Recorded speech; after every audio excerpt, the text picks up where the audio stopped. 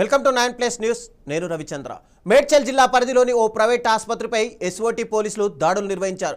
మేడ్చల్ పట్టణంలోని ఏడుగుడల దేవాలయం వెనుక ఉన్న ఆసుపత్రిలో అనుమానాస్పద వైద్య సేవలు జరుగుతున్నట్టు సమాచారం అందడంతో అధికారులు తనిఖీ చేపట్టారు. ఈ క్రమంలో సంతానం కలిగేలా చేస్తానని ఇంజెక్షన్ ఇస్తున్నాడన్న ఆరోపణలపై డాక్టర్ పెంటయ్యను కుత్బుల్లాపూర్ జోన్ ఎస్ఓటీ పోలీసులు అదుపులోకి తీసుకున్నారు. అనంతరం ఆయనను విచారణ నిమిత్తం మేడ్చల్ పోలీసులకు అప్పగించినట్టు తెలుస్తోంది. ఆసుపత్రిలో మరిన్ని వివరాల కోసం పోలీసులు సోదాలు కొనసాగిస్తున్నారు.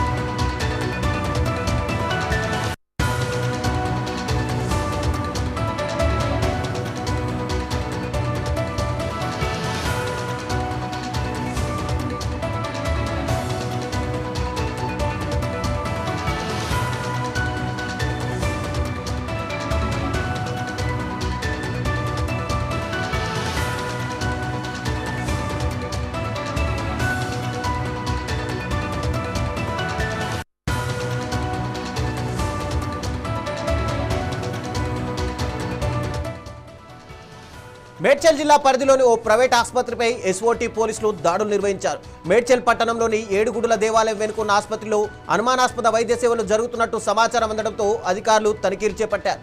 ఈ క్రమంలో సంతానం కలిగేలా చేస్తానని ఇంజెక్షన్ ఇస్తున్నాడన్న ఆరోపణలపై డాక్టర్ పెంటయ్యను కుత్బుల్లాపూర్ జోన్ ఎస్ఓటీ పోలీసులు అదుపులోకి తీసుకున్నారు. అనంతరం ఆయనను విచారణ నిమిత్తం మేడ్చల్ పోలీసులకు అప్పగించినట్టు తెలుస్తోంది. అయితే హాస్పిటల్లో ఇలాంటివి ఎప్పటి నుంచి జరుగుతాయి, దీనిపై మరింత సమాచారం మా ప్రతినిధి రాజ్ కుమార్ అందిస్తారు. రాజ్ కుమార్, చెప్పండి. అంటే ఇక్కడ పెంటయ్యను అదుపులోకి తీసుకున్నారు, కానీ ఈ వ్యవహారం ఎప్పటి నుంచి జరుగుతుంది అనే ఆరోపణలు ఇస్తున్నాయి. రవిచంద్ర, ఇటీవల కొన్ని ఆసుపత్రులు కొంతమంది డాక్టర్లు చేసే నిర్వాహకం వల్ల మొత్తం ఆసుపత్రులకే డాక్టర్లకే చెడ్డ పేరు వస్తుంది. తాజాగా వనస్థలిపురం కూడా మరి స్కానింగ్ చేస్తున్నారన్న ఆరోపణలతో పోలీసులు స్టింగ్ ఆపరేషన్ ఒక ఆపరేషన్ నిర్వహించారు. అదే ఇక్కడ కూడా మేడ్చల్లో కూడా ఇప్పుడు ఒక సమాచారం వచ్చింది. విశ్వసనీయ సమాచారం మేరకు ఎస్ఓటీ పోలీసులు ఈ మేడ్చల్ పట్టణంలోని 7 గుడుల దేవాలయం వెనుక భాగంలో ఒక ప్రైవేట్ ఆసుపత్రి ఉంది.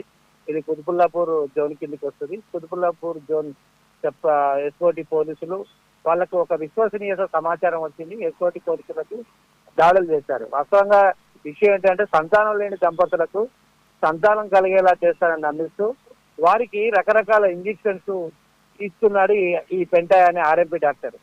సో దీంతో కొంతమందికి రియాక్షన్ రావడము, కొంతమందికి ఆరోగ్యాలు పాడు కావడము, దీంతో కొంతమంది రహస్యంగా పోలీసులకు సమాచారం చేరవేయడంతో పక్కాగా రెక్కి నిర్వహించి ఈ యొక్క ఎస్ఓటీ పోలీసులు ఇక ఆసుపత్రిపై దాడులు చేసి పెంటయ్య అనే ఆర్ఎంపీ డాక్టర్ను అదుపులోకి తీసుకున్నారు.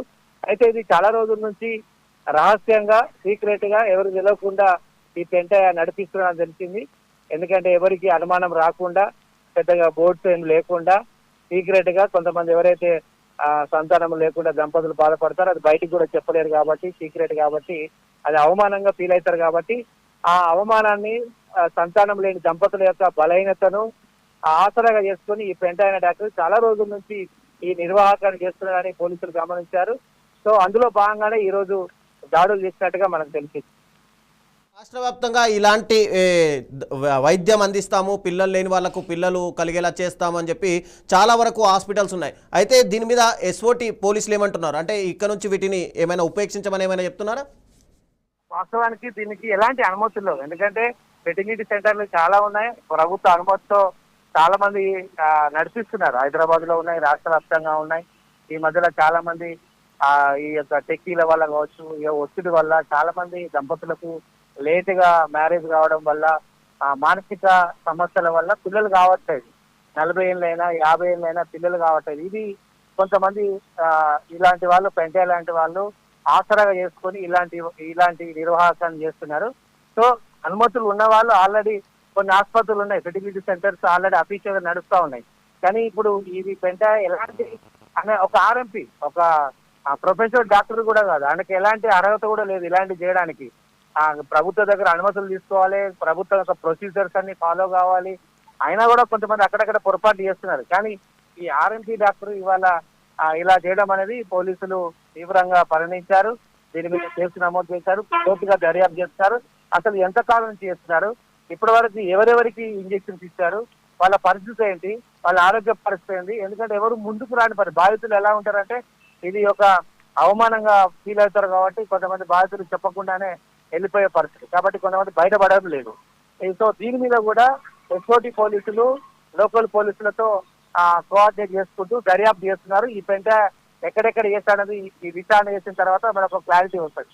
రవిచంద్ర. Thank you Raj Kumar.